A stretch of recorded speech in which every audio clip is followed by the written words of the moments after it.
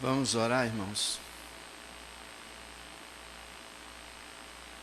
Graças te damos, Senhor, por termos esse privilégio de conhecermos a Tua Escritura, acima de tudo conhecermos o próprio Senhor pelo Teu Espírito. É um grande privilégio que nós temos, Senhor, e muitas vezes não nos damos conta. Obrigado, Senhor, muito obrigado por termos uma igreja, termos um lugar para nos reunirmos, por termos um povo, nossos irmãos, para podermos juntos desfrutar da Tua presença.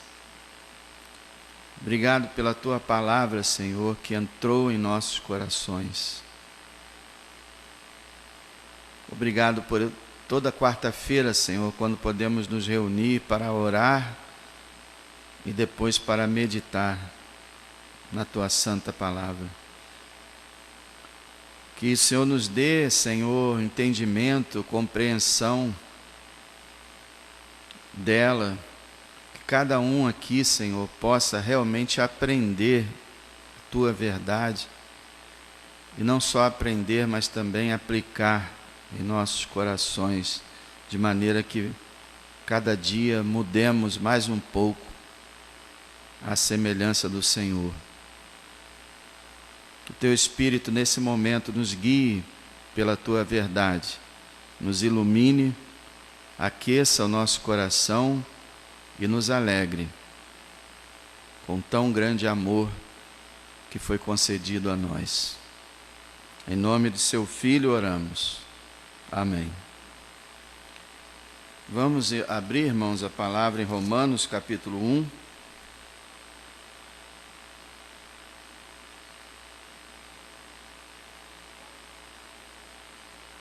Pretendo, pela graça de Deus, se Deus permitir, terminar essa introdução, verso 1 ao 7, como nós já falamos anteriormente, é a maior introdução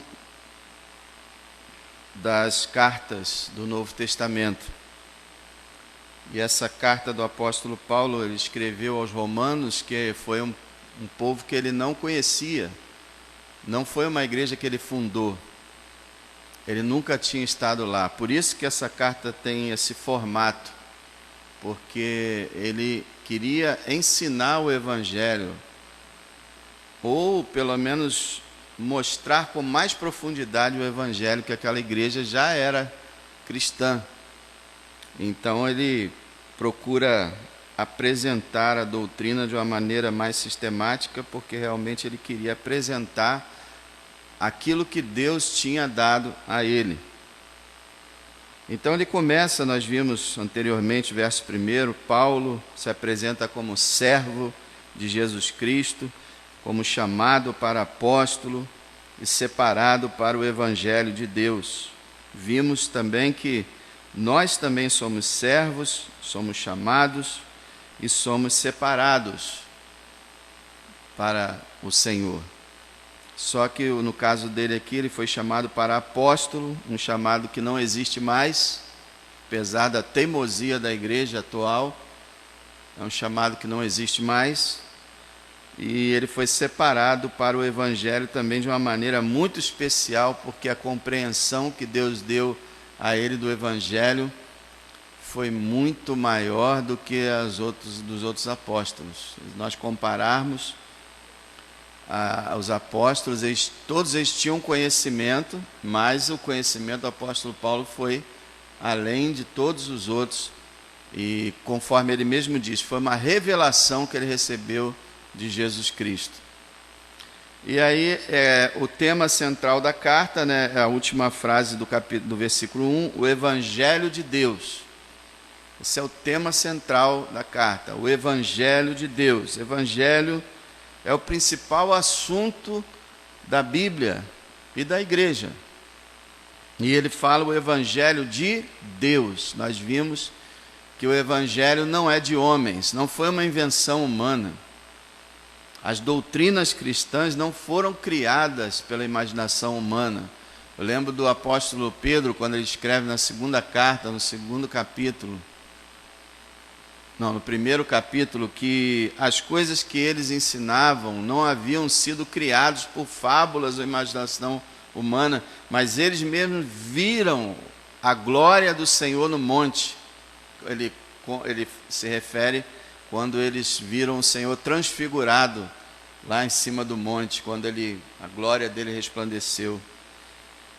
Então, o Evangelho, irmão, pode estar certo, é de Deus, não é de homem. Pelo contrário, Paulo fala que para o homem esse Evangelho é loucura. O homem jamais o teria criado, e o homem natural não compreende o Evangelho e não aceita o Evangelho. Nós precisamos entender isso. Quando nós aceitamos o Evangelho, foi porque houve um milagre na nossa vida. O normal é você falar do Evangelho para as pessoas e elas não aceitarem, não crerem, porque é assim que o ser humano está, morto em seus pecados, e o Evangelho para ele é incompreensível. E Deus criou um Evangelho de tal maneira, como Paulo fala em 1 Coríntios 1, que fez com que os sábios caíssem, e que os pequeninos e indoutos fossem exaltados. É um Evangelho que quebra o orgulho, quebra a sabedoria, quebra todo o conhecimento humano, faz com que cada um que seja salvo se torne uma criança.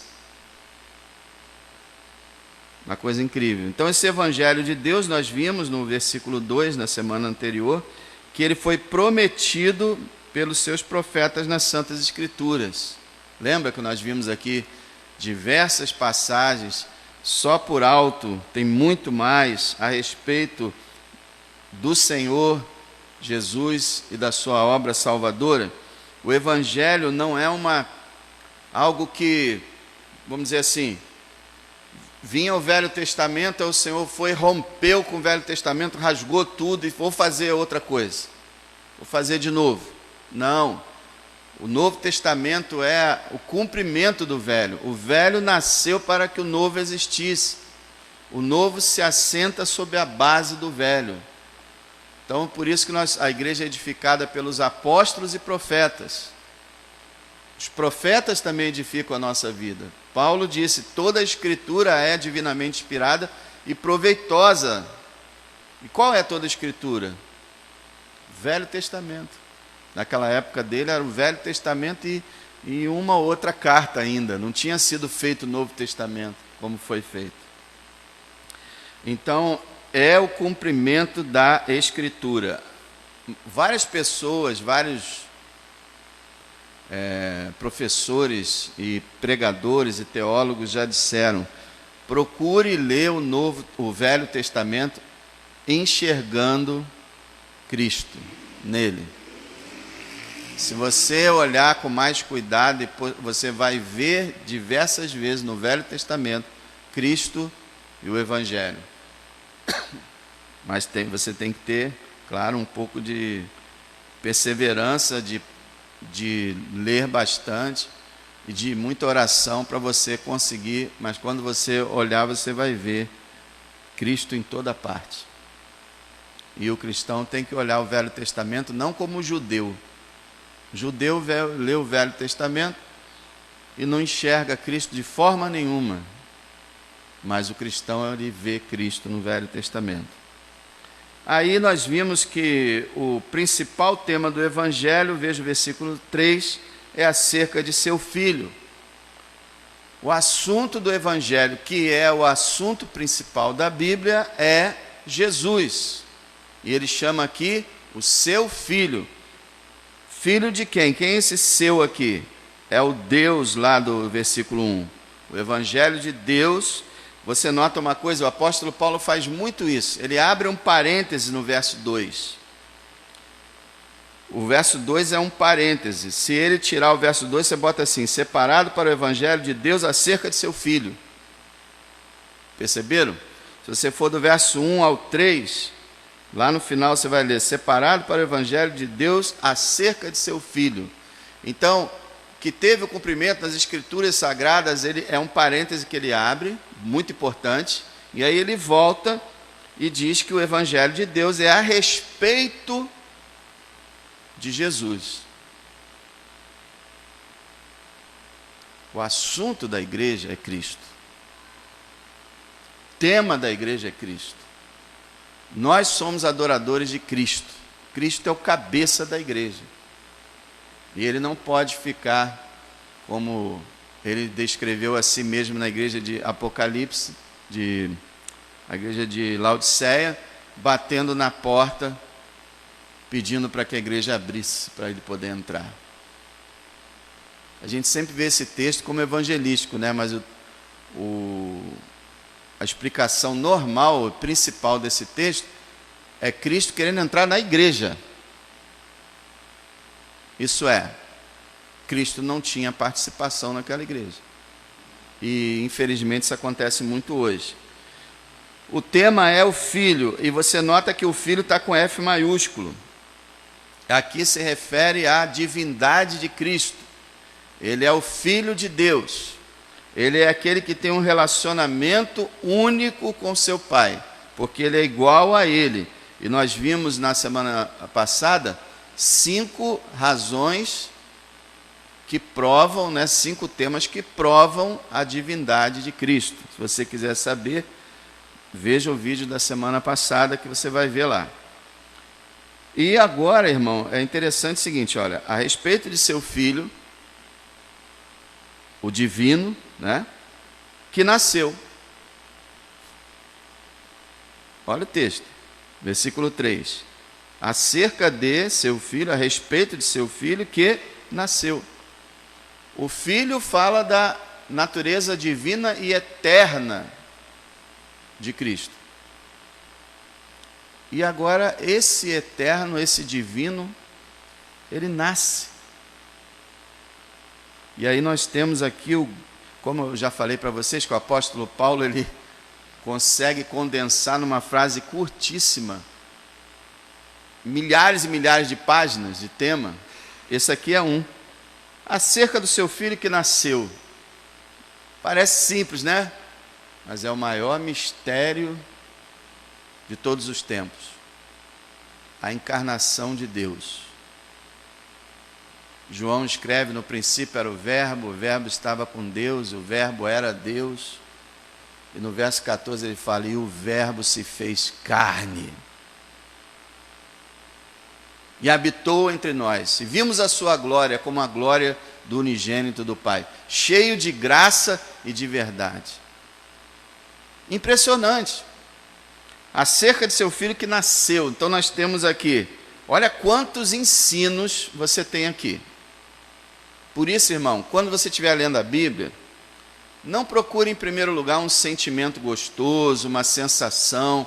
Procure aprender, procure entender as doutrinas. Olha, é o Evangelho é de Deus, o Evangelho foi prometido no Velho Testamento, o Evangelho é a respeito de Cristo, que é Deus, e também esse Deus nasceu, mas nasceu como homem, porque Deus não nasce, Mas o Filho de Deus, a segunda pessoa da Trindade, torna-se também humano. Ele passa a ser humano. E aí a gente vai ver que Paulo coloca as duas naturezas de Cristo juntas aqui nesse texto.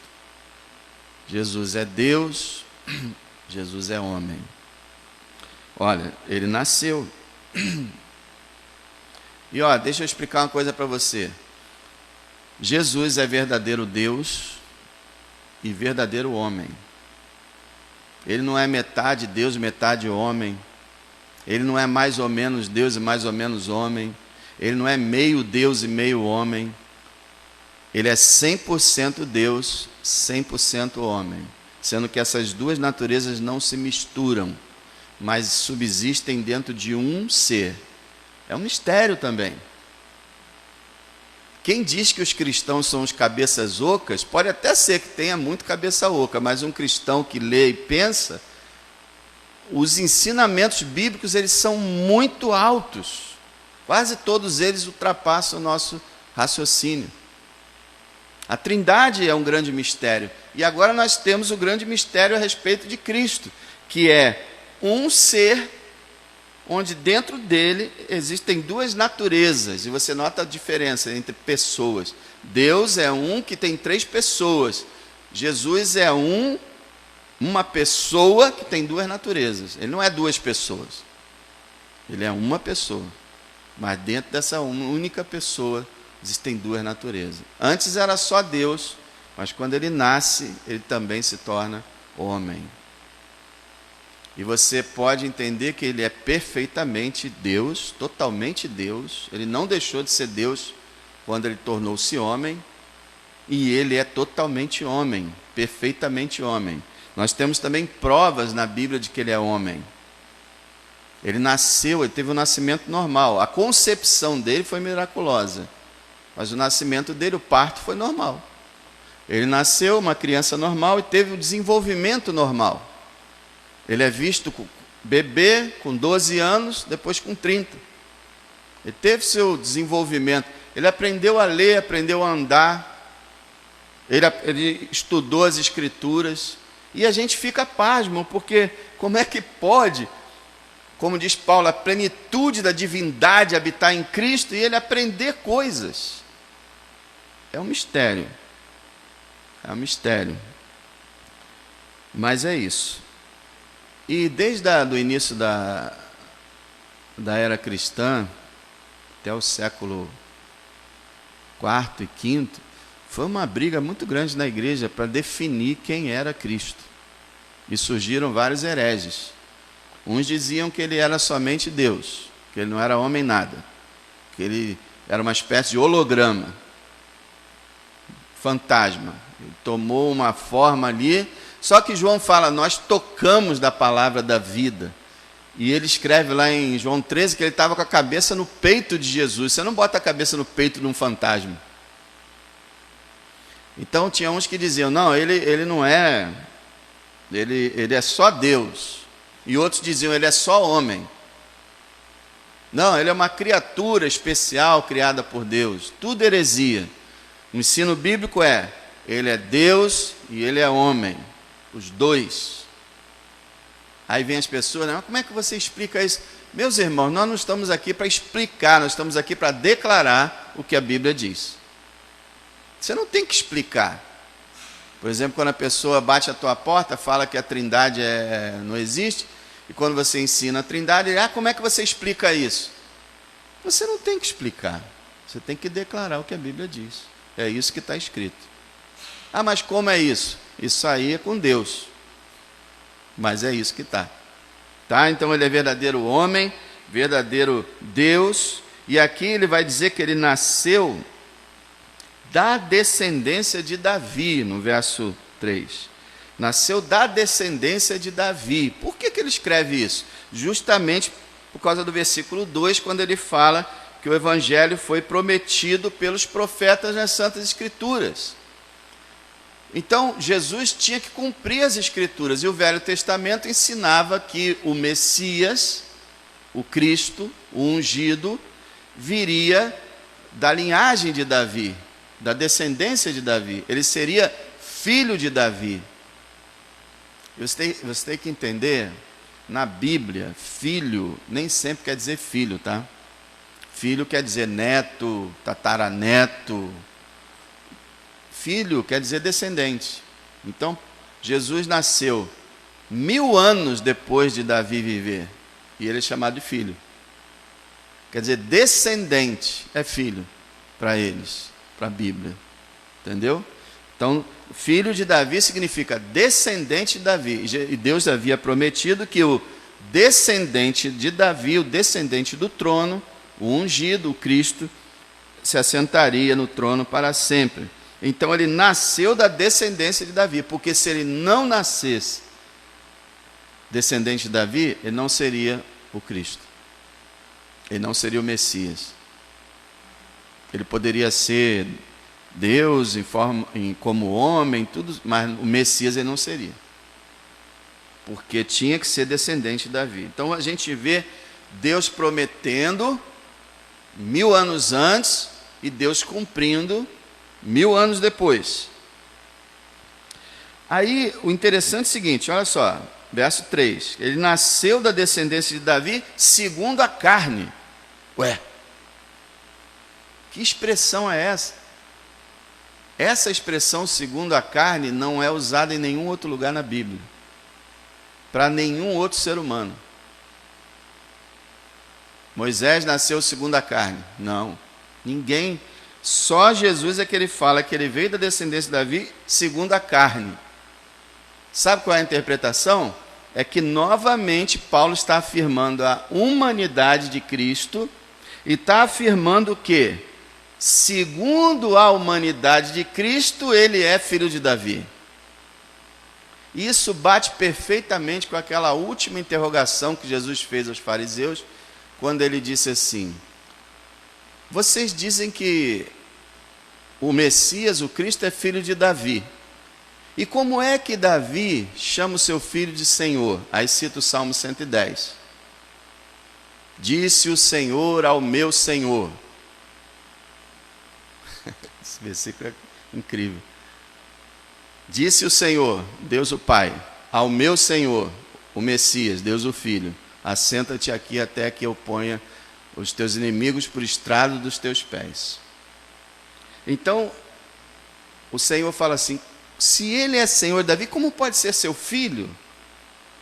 Então ele colocou lá uma pulga atrás da orelha do pessoal e ninguém conseguiu responder. E o que o Senhor está falando é isso, é que segundo a carne, quer dizer, segundo a sua natureza humana, que nasceu em Belém, ele era descendente de Davi, mas segundo a sua divindade, ele é Senhor de Davi, e não é descendente de ninguém.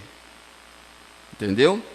Então, mais uma vez, ele está falando aqui que a Escritura se cumpriu, que o Senhor é humano, perfeitamente humano. A gente tem que entender isso. Para muita gente, né, se Jesus aparece, porque a Bíblia fala de algumas aparições de Deus em que ele comeu, tá? Ele comeu. Abraão, o pai de Sansão, o anjo do Senhor, o próprio Deus apareceu lá, e os teólogos acreditam que seja Jesus, aparece lá com um corpo, porque ele come. Não aparece com um fantasma. Então Deus tem poder para criar um corpo.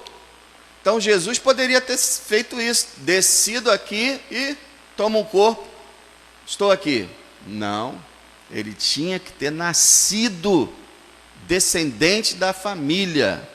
Ele não podia ser apenas um Deus em forma humana, ele tinha que ser homem. E ele era. E tem várias provas que ele era um homem. Ele morreu, ele foi tocado por João. Os homens que o rodeavam, até os seus inimigos, o chamavam de homem. Então ele era homem mesmo. É isso que Paulo está afirmando. Então ele está falando que o assunto é Cristo, que ele é divino, que ele é humano, que ele é o Messias, que ele veio da descendência de Davi, e que ele realmente é o filho de Davi somente com relação à sua humanidade. Aí ele fala algo também impressionante, versículo 4. Declarado filho de Deus em poder, segundo o Espírito de santificação, pela ressurreição dos mortos. Essa também é uma frase muito complicada. Eu digo, olha, o apóstolo Paulo não é fácil, irmão. Não é fácil, não. Essa é um texto que tem muitas interpretações possíveis, algumas discussões. Então vou tentar ser o mais simples possível. Embora eu vou te falar, vai ter partes em Romanos que eu vou dizer que eu não sei. E ninguém sabe. Cada um dá a sua opinião, mas ninguém sabe exatamente cada texto dessas cartas de Paulo, principalmente Romanos, porque ele, como ele escrevia bem resumidamente, você pode dar uma interpretação ou outra, mas nada que vá sair da verdade, tá? Olha, declarado filho de Deus. Primeira coisa que você pode pensar assim, peraí. Declarado filho de Deus pela ressurreição. Peraí, então ele não era filho de Deus? Foi quando ele ressuscitou que ele então foi declarado filho de Deus? Ele passou a ser filho de Deus com a ressurreição? Não. O texto não está dizendo isso. Para alguns, o texto está dizendo que ele foi designado, anunciado, proclamado como filho de Deus por meio da ressurreição dos mortos. E isso aqui é algo que deve ser bem correto. Abra lá em Atos capítulo 2. Atos 2, primeira mensagem que o apóstolo Pedro pregou, primeira mensagem da igreja.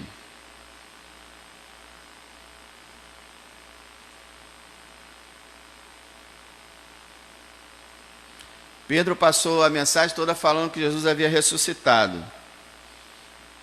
Aí no verso 36 ele fala assim: saiba, pois, com certeza toda a casa de Israel, que a esse Jesus a quem vós crucificaste, Deus o fez Senhor e Cristo.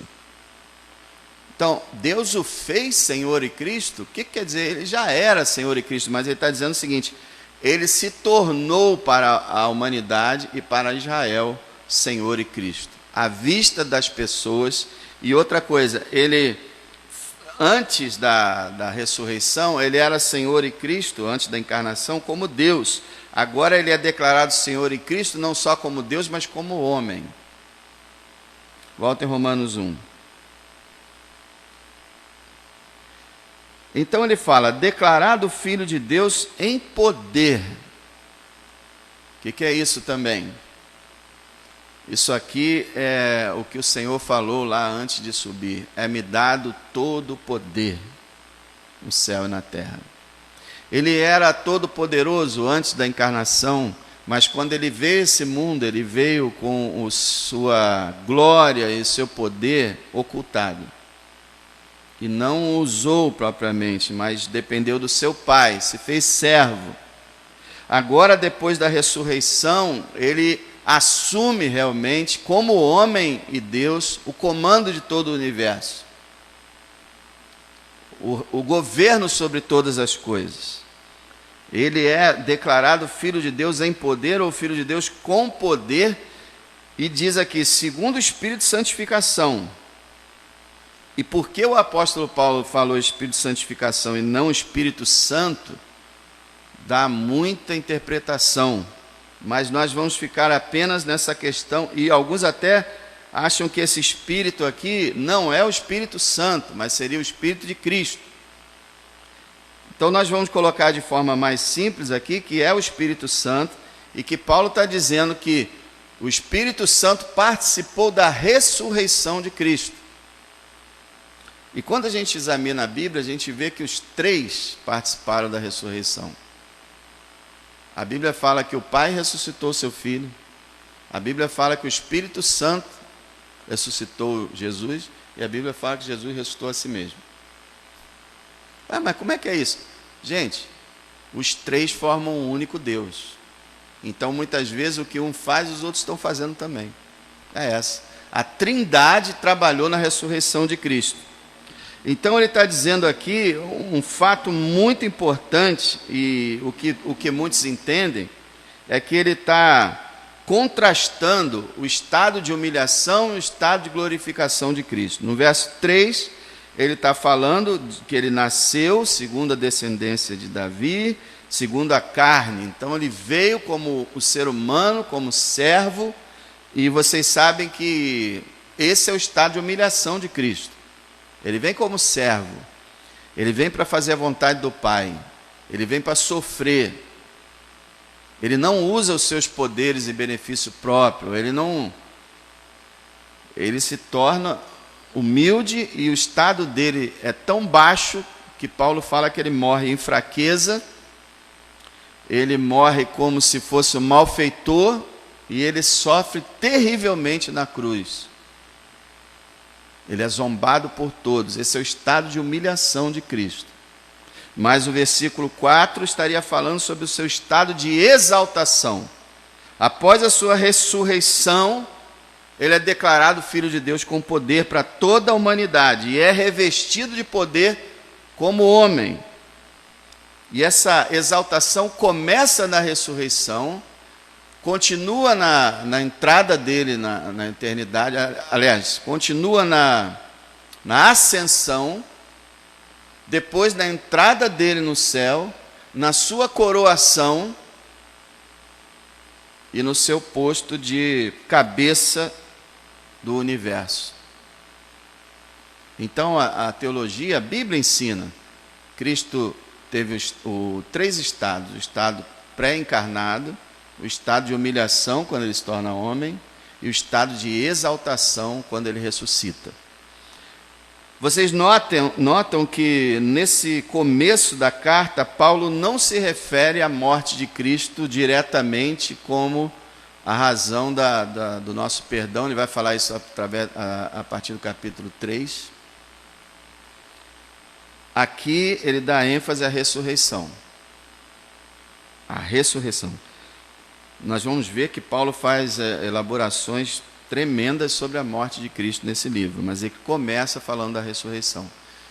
E se vocês notarem, irmãos, algo muito impressionante, o livro de Atos dos Apóstolos jamais, com uma exceção, fala sobre a morte de Cristo como instrumento de salvação. Só mesmo em Atos 20 e 28, quando Paulo está falando com os anciãos de Éfeso, é que ele fala que Deus resgatou a sua igreja com o seu próprio sangue. É a única vez em Atos que fala da resgate pelo sangue, salvação pelo sangue, ele morreu pelos seus pecados. Não tem. Tem ressurreição, ressurreição, ressurreição, ressurreição. Depois vem o apóstolo Paulo e fala demais sobre isso. O apóstolo Pedro também fala sobre isso. Então nós vemos um desenvolvimento da doutrina. A primeira doutrina que foi anunciada foi: Jesus ressuscitou. E foi muito correto isso, porque vamos dizer assim, para impactar uma sociedade, a mensagem mais incrível seria que um homem que foi morto voltou à vida. E voltou à vida para sempre. Então, se vocês lerem as mensagens de Atos dos Apóstolos, todas elas vão se referir ao fato que Jesus ressuscitou. Eu confesso que muitas vezes a gente esquece dessa doutrina. Eu mesmo esqueço. Muitas e muitas vezes eu falo da morte de Cristo, da cruz de Cristo, e esqueço de falar que ele ressuscitou. Todos nós sabemos disso, não é? Mas o visitante muitas vezes duvida disso. Vocês pensam que todo mundo acredita que Jesus ressuscitou? Claro que não. A mídia, então, a sociedade aí, os sábios, Jesus foi só um homem normal que morreu, roubaram o corpo dele, ou sei lá, fizeram qualquer coisa lá e dizem que ele ressuscitou. Então, realmente, a igreja tem que proclamar para o mundo todo que Jesus ressuscitou. E nós também temos que ouvir isso e saber isso o tempo todo, porque nós não adoramos apenas um homem que foi crucificado, mas um homem que venceu a morte. Ele vive. Se ele não vivesse hoje, irmão, qual seria a nossa confiança nele? Para que ele serviria? Apenas para ter pagado nossos pecados? Ótimo. Mas cadê o nosso Salvador? Cadê o nosso protetor? Nosso Redentor? Não, ele vive. E não só vive, ele vive no ápice. Ele está sentado no altíssimo lugar. À direita, não é abaixo não. À direita do Pai. Então ele foi declarado Filho de Deus com poder, segundo o Espírito de santificação, pela ressurreição dos mortos. E aí ele vai terminar a introdução dele do Evangelho. Ele vai terminar assim: Jesus Cristo, nosso Senhor. Aqui ele termina a introdução do Evangelho. A introdução do Evangelho foi do final do verso 1 até o final do verso 4. Jesus Cristo, nosso Senhor. Irmãos, se nós quisermos aproveitar a nossa vida cristã, a gente tem que dar valor a cada palavra. Por exemplo, a gente fala Jesus Cristo, Senhor, Jesus Cristo. Tá? Você sabia que muita gente não sabe o que significa Jesus Cristo? Eu acho isso incrível, irmão, incrível que uma pessoa possa viver anos e anos, décadas na igreja, você pergunta para ela o que significa Jesus Cristo. Jesus Cristo não é como Paulo Gomes, ou bota aí o seu nome, o seu sobrenome. Não é. É como Paulo pastor. Cristo não é um sobrenome, é um ofício. É uma função, é um cargo. Jesus é o nome pessoal deles. Você já reparou no Novo Testamento que ninguém tem sobrenome? É Tiago, filho de Alfeu, Simão, filho de Jonas. Não tinha sobrenome. Então o nome é Jesus, filho de José, conforme ele era conhecido, né? A gente sabe que ele não era filho de José, mas era considerado assim. Jesus é o nome dele, é o nome pessoal dele. E o que significa Jesus? Vocês já cantaram aí várias músicas aí, Yeshua, está na moda agora, né? E tem igreja, sabia, que diz que se não falar Yeshua, tá errado. Meu Deus do céu. Tem que ser Yeshua, que é o nome original, então não pode mudar o nome dele. Yeshua virou Jesus, em grego, que virou Jesus. Ou Jesus em inglês. Então Yeshua é o nome hebraico, que é o mesmo nome de Josué.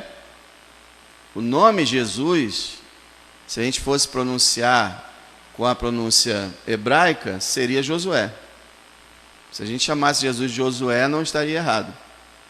Mas a gente chama Jesus por causa do grego. Yeshua quer dizer Jeová salva. Então Jesus significa Salvador. Você sabia disso? Quando nós pronunciamos a palavra Jesus, nós estamos declarando que Ele é o Salvador. E é o nome que é sobre todo nome, né, irmão? Só para abrir um parênteses aqui, que eu me lembrei agora. Irmão, não usa o nome de Jesus em vão. Não usa, não. Ah, Jesus, Jesus, Jesus. Não faz isso, não. Faz não. A hora que for sincero mesmo, quando você vir alguma coisa e ficar assustado, surpreendido e falar, oh Jesus, se for de coração, tudo bem, não tem problema, mas não usa em vão como se fosse uma vírgula, como se fosse um ponto de exclamação. Não usa não, porque é o nome sobre todo nome. Mas é interessante quando a gente vê no Velho Testamento, você vê lá o Lucas, Mateus, Marcos e João falando, e Jesus foi para cá, Jesus foi para lá, e Jesus disse isso, Jesus fez aquilo. E aí a igreja hoje chama Jesus sempre de Jesus, né? A igreja moderna. Jesus, Jesus, Jesus. Mas se lembra que eu falei agora que nos evangelhos ele estava em seu estado de humilhação? Quando ele recebe, é declarado Filho de Deus em poder, olha o nome dele, Jesus Cristo, nosso Senhor. O apóstolo Paulo toda hora falava sobre isso, o Senhor Jesus Cristo. Aliás, ele usava o nome Cristo muito mais do que Jesus. E os outros também, nosso Senhor e Salvador Jesus Cristo. Pedro fala assim toda hora. Nós temos que dar um jeito de que Jesus não se torne assim um nome qualquer. Eu gostava muito de um pregador que século XX, que ele sempre falava de Jesus como o bendito Senhor. Como o nosso bendito Senhor dizia. Como nosso Senhor e Salvador. Procura fazer isso para você ver como é importante. Ele não é só Jesus. Ele é Jesus Cristo, Senhor, Salvador. Olha, Jesus então é Salvador, Cristo, quem sabe? No grego é Cristo, Christos, no grego. Em hebraico é Machia, o pessoal canta tanto também, né? Messias. Vê se você grava isso. Messias e Cristo é a mesma coisa. Só muda o idioma. O hebraico é Machia e o grego Jesus. Messias, Jesus. E Jesus, nada. Christos. Messias, Cristo. Quer dizer o quê? Ungido. Ungido. O que era ungido? Foi algo que Deus estabeleceu, de que quando ele chamava alguém, fosse um profeta, um sacerdote ou um rei, ele chamava a pessoa, mandava alguém ir lá e derramar um azeite, um óleo especial sobre a cabeça daquela pessoa, e ele havia então estabelecido que aquela pessoa era um separado por ele, alguém especial para uma tarefa. Davi foi ungido. Eliseu foi não posso afirmar com certeza agora, mas acho que foi. Alguns reis foram ungidos, sacerdotes foram ungidos, Arão foi ungido. E tudo isso simbolizava alguém que seria ungido de uma forma única. Isso não significa que Deus, lá antes de Cristo vir ao mundo, Deus derramou alguma coisa na cabeça dele. Não é isso. Cristo é o ungido, não existe informação de que alguma vez ele recebeu uma unção na cabeça dele, mas o que quer dizer o ungido então? Foi o escolhido e separado por Deus para a missão de ser Salvador do mundo.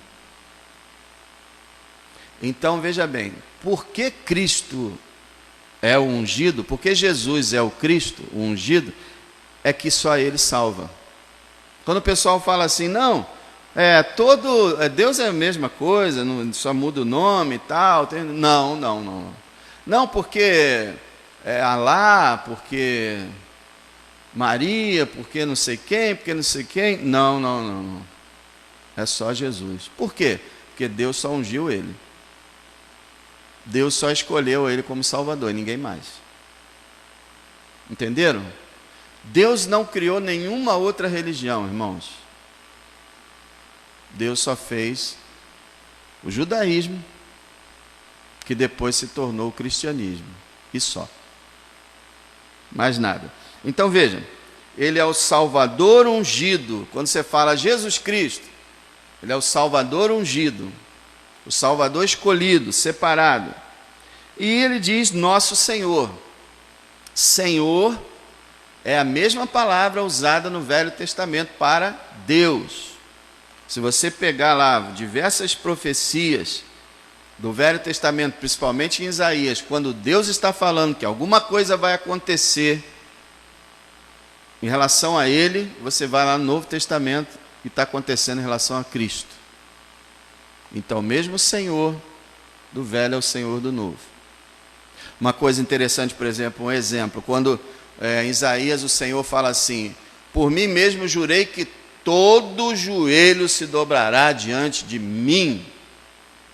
Deus falando, o Senhor, Jeová, com todas as letras maiúsculas lá, Jeová dizendo, todo joelho se dobrará diante de mim. Chega no Novo Testamento, todo joelho vai se dobrar diante de quem? Cristo. Só isso já era prova de que ele é Deus. Só essa passagem já provava que ele é Deus. Porque não poderia ninguém fazer com que todo o universo dobre diante dele, a não ser Deus. Então ele é o Salvador ungido, o Senhor. Quando a gente fala do Senhor, estamos afirmando a sua divindade, do seu senhorio, governo e absoluto e único poder e soberania. Ele é o Senhor absoluto e nós devemos nos alegrar nisso, nos orgulhar disso. Nós devemos sentir uma tremenda exultação disso. O exemplo, assim que eu me converti, tinha aquela música, Ele é o Senhor, sua verdade vai sempre reinar. Rapaz, até hoje, Quando esse refrão tocava, eu ficava alucinado de admiração. Ele é o Senhor. Que você aprenda a desfrutar disso. Ninguém disputa com Ele. Ele é absoluto. Absoluto. Todo-poderoso, soberano, Senhor. Senhor também significa que Ele é dono da gente. Ele nos resgatou com o seu próprio sangue. Somos dele, propriedade exclusiva dele. Não somos nossos. Somos templo do seu Espírito. Somos o seu povo. Isso nos leva a ver que a gente tem que obedecer a Ele. Ó, irmão, me desculpa, mas eu fico extremamente abalado quando eu vejo irreverência diante dele. Desde que eu me converti, eu via certas vezes pessoas dizendo assim: ah, ele disse para dar outra face. É ruim, hein? Se me der na cara, eu dou bico logo e parto para agressão. Que Jesus, que... Isso para mim não é crente. Não é crente. Como é que você fala do Senhor dessa forma? Como se ele fosse um bobo, que tivesse falado alguma coisa ridícula, que você diz que vai desobedecer na careta mesmo? Está cheio de gente assim hoje.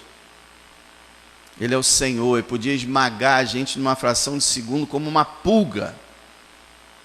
Irmão, se ele cobrasse todos os pecados que eu já cometi, meu corpo já era cinza e minha alma já estava no inferno. E a gente deve estremecer. Ele falou lá em Isaías 66, eu olharei para aquele que treme diante da minha palavra. Da palavra dele, imagina dele pessoalmente. Ele é o Senhor. Nós somos seus servos. Muitas vezes desobedientes, mas somos seus servos. Jamais, irmãos, olha, entenda bem uma coisa, jamais podemos desobedecer ao Senhor, como diz a Bíblia, com mãos levantadas. Lá no Velho Testamento tinha provisão de sacrifício de animal para todos os pecados, menos para o pecado com a mão levantada, que o Senhor falava, quer dizer, o pecado de arrogância. O pecado de dizer assim, não, ele falou isso, mas eu vou fazer aquilo, como estão fazendo hoje. Não, ele disse para não divorciar, mas eu vou divorciar. Ele disse para não casar de novo, mas eu vou casar de novo. E bota outras coisas aí, né? Não. O cristão peca por fraqueza, por descuido, por tolice, mas nunca de propósito, dizendo assim, olha, ele disse isso, mas eu não vou fazer, eu vou fazer o contrário. Isso é o espírito maligno. Ele é o Senhor.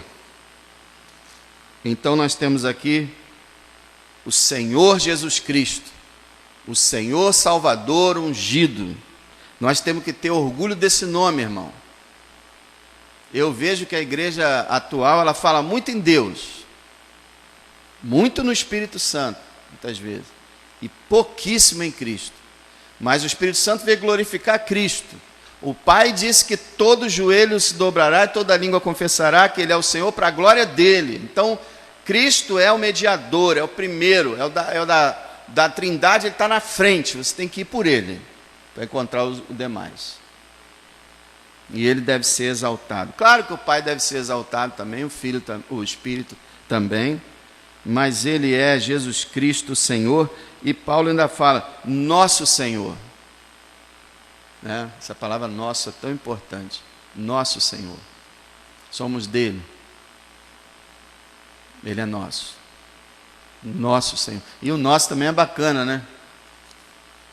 Ele não é só o meu Senhor, Ele é o teu Senhor, teu Senhor, teu Senhor, nosso Senhor.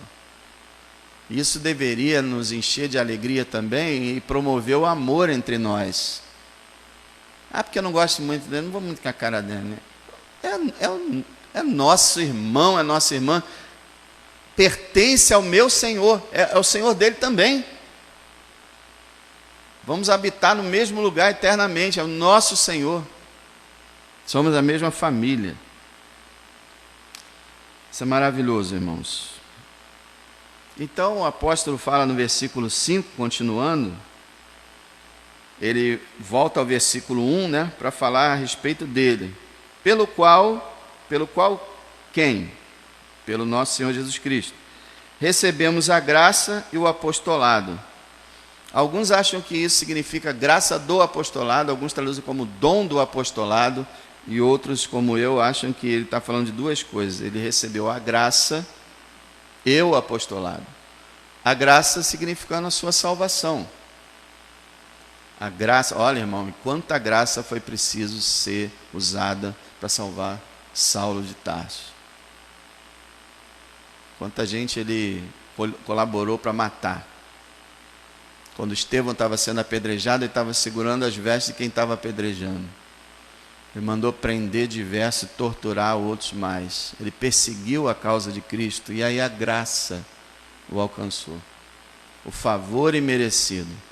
Ele recebeu, esse negócio pelo qual recebemos, quando ele fala a graça e o apostolado, e ele vai falar para os gentios, a gente chega à conclusão que esse plural aqui é mais um plural de modéstia, que ele não estaria falando de nenhum outro, estaria falando dele. Por quê? Porque nenhum outro recebeu esse apostolado especificamente para os gentios, foi só Paulo. Os demais foi para o povo judeu mesmo e outros países por ali, mas Paulo recebeu especificamente para os gentios. Então ele fala, pelo qual recebemos a graça e o apostolado. O apostolado é o ministério apostólico. Irmão, apóstolo era muito importante. É até hoje. Por que nós estamos lendo a carta dele? Por causa dele? Não, porque os apóstolos eram inspirados por Deus. Jesus escolheu os apóstolos para estabelecer o alicerce da igreja. Cristo é o próprio alicerce, e também o Novo Testamento diz que os apóstolos também são o alicerce, e a Nova Jerusalém, lá em Apocalipse, os alicerces são os apóstolos.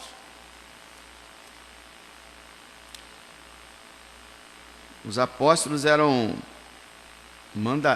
representantes do Senhor.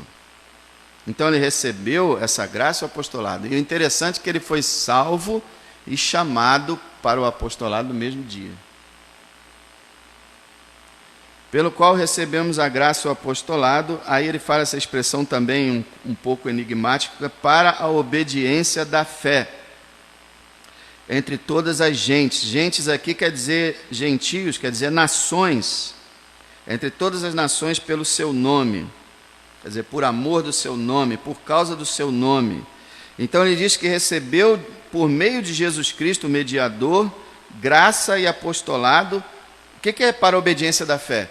Para levar pessoas a obedecerem à verdade de Deus, ou para levarem pessoas a uma fé que produz obediência. Ele liga obediência e fé. A fé é um ato de obediência. Porque quando nós cremos em quê? Que Jesus é o Senhor das nossas vidas. Então nós fazemos igual Paulo. Senhor, o que farei? Assim que ele viu, quem és, Senhor? Jesus. O que farei, Senhor? Então Paulo está dizendo que ele foi chamado por Deus para levar pessoas a obedecerem o Evangelho. E há uma fé que obedece.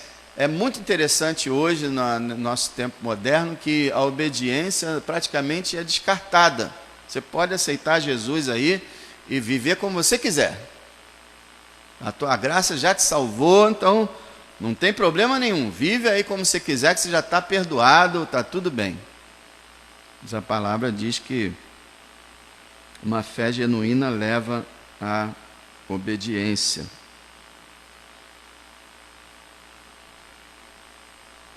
Ele recebeu esse ministério maravilhoso. Vou dar uma lida aqui, mas não precisa abrir não.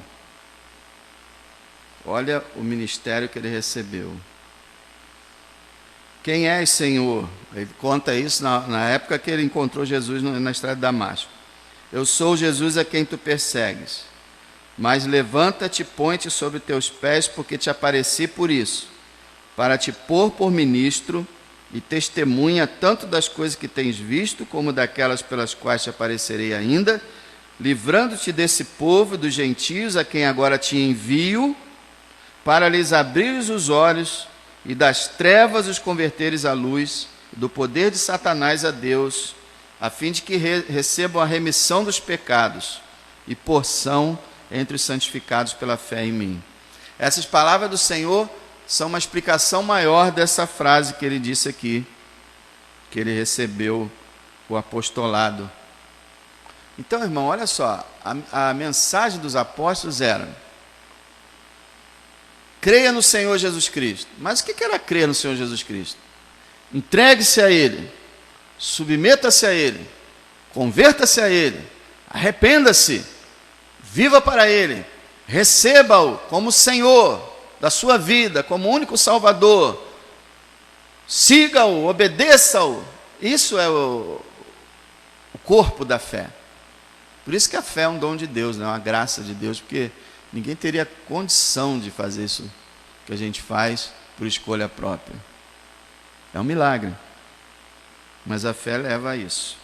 Aí no verso 6 ele diz: entre as quais sois também vós chamados para serdes de Jesus Cristo.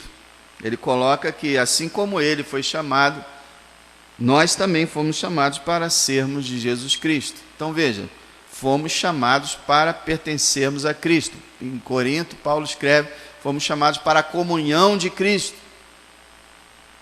Então eu não entendo como é que a gente pode ser de Cristo e não falar nele. Como é isso? Falar só em Deus, todas as religiões falam. Agora, o único que fala de Cristo o tempo todo é o cristão. Nós somos de Cristo, fomos chamados para Ele. E se nós somos dele, fomos chamados para Ele, como é que a gente não vive com Ele? Como é que a gente não se importa com Ele? Como é que a gente não ouve a palavra dEle? Como é que a gente não o ama, não o admira? É uma coisa contraditória. No verso 7 ele termina: a todos que estão em Roma.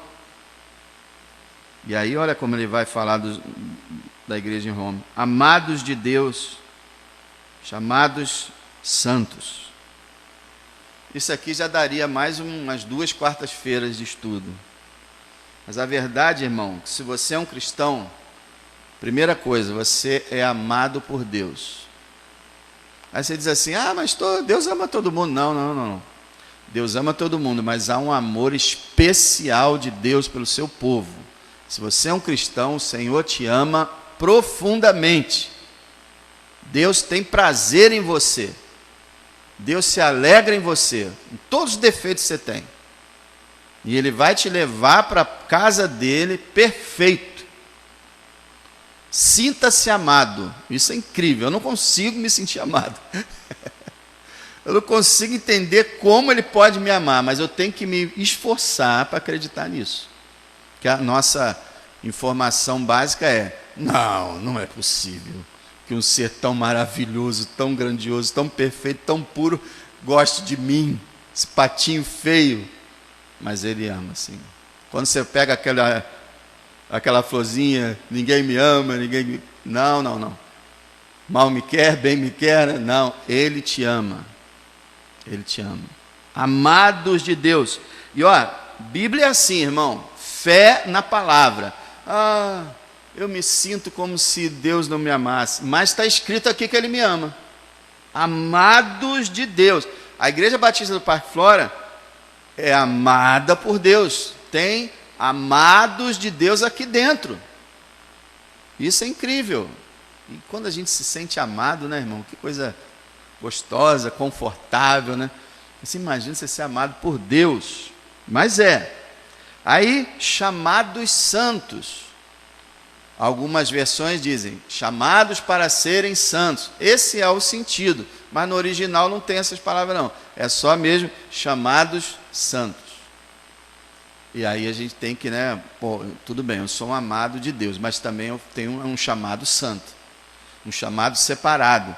Eu tenho que ser purificado pelo Senhor, eu não posso viver em pecado, não posso viver no mundo. Eu fui chamado para ser santo. Eu tenho que corresponder a esse chamado.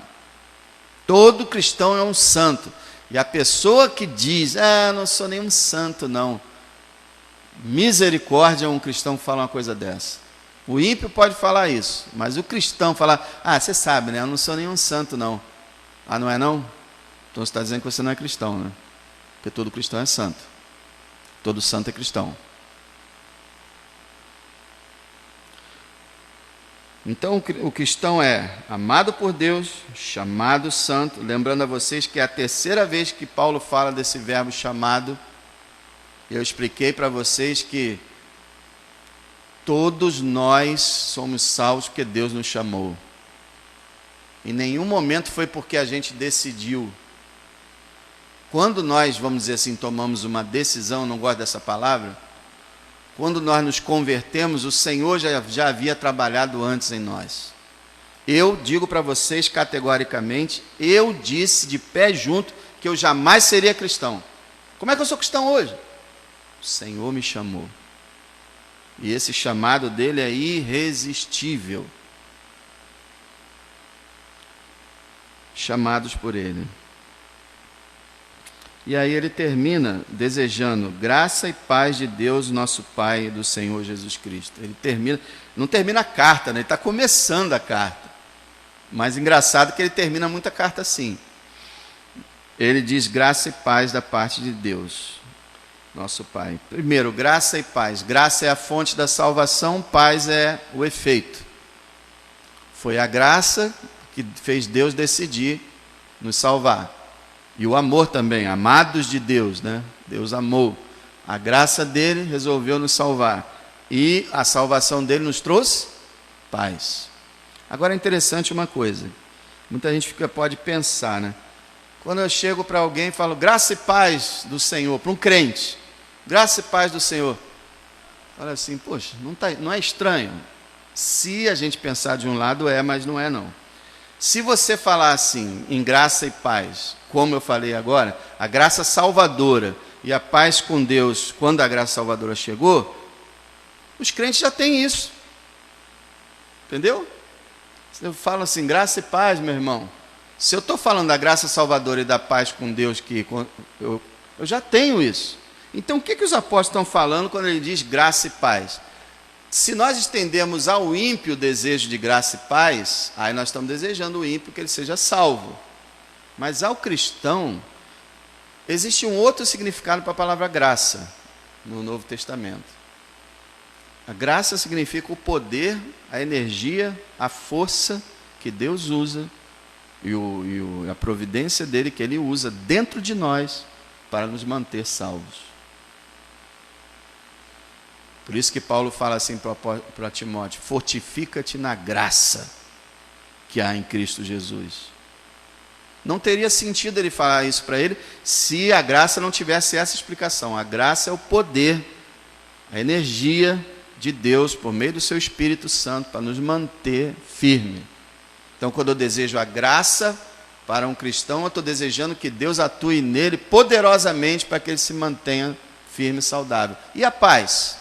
Aqui já não é mais a paz com Deus que a gente já tem. Aqui é a paz de Cristo. Aquela paz que excede todo o entendimento que o texto da Bíblia fala. Então veja, já temos a graça salvadora de Deus, já temos a paz com Deus, mas diariamente precisamos da graça mantenedora de Deus e da paz de Cristo interior, que é aquela sensação, aquele sentimento, aquela mentalidade de tranquilidade na presença de Deus, na presença de tudo que acontecer. Então aí ele fala, é isso que ele deseja, graça e paz. Aí o interessante para terminar, de Deus nosso Pai e do Senhor Jesus Cristo.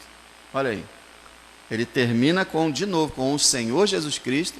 Nota que ele não chama Jesus, o Senhor glorificado. Depois que ele foi glorificado, raramente o Novo Testamento fala só Jesus. é o Senhor Jesus Cristo. Então aqui, termina com o Senhor Jesus Cristo, e se você depois sublinhar quantas vezes Paulo falou dele, você vai ficar bobo. Paulo fala às vezes mais de Cristo do que o próprio Pai. E ele termina também de uma maneira muito impressionante, que muita gente não percebe, é quando ele iguala Deus com Cristo. Como? Graça e paz da parte de Deus, nosso Pai, e do Senhor Jesus Cristo. Dos dois. Jamais ele falaria isso se Cristo fosse uma criatura, se Cristo fosse um anjo, um santo, sei lá o quê. Não falaria. Ele iguala a Deus o Pai e Deus o Filho, de forma horizontal. A bênção vem do Pai, do Filho e do Espírito Santo. Normalmente, na maioria das vezes, fala-se mais no Pai e no Filho, porque o Espírito Santo vem para trabalhar para os dois, para a nossa bênção. Então, irmãos, assim a gente termina essa saudação, e se Deus quiser, quarta-feira que vem, a gente dá prosseguimento a mais alguns assuntos. Vocês vão ver a profundidade dessa carta. É uma coisa impressionante. Se você quiser aprender, não vai ter coisa melhor. Se você puder ler em casa essa carta, leia uma, duas, quantas vezes vocês puderem. Lutero dizia que todo cristão tinha que saber Romanos de cor. É maravilhoso. Vamos orar. Pai, obrigado por esse maravilhoso evangelho ter alcançado as nossas vidas. Obrigado, Senhor, pela grande salvação da nossa alma, por agora termos essa bênção de termos comunhão contigo. Obrigado, Senhor, pela nossa igreja, pela nossa vida, pelos nossos irmãos. Obrigado pela tua graça, e que realmente a graça e a paz de Deus, o Pai, e do nosso Senhor Jesus Cristo seja conosco. Amém.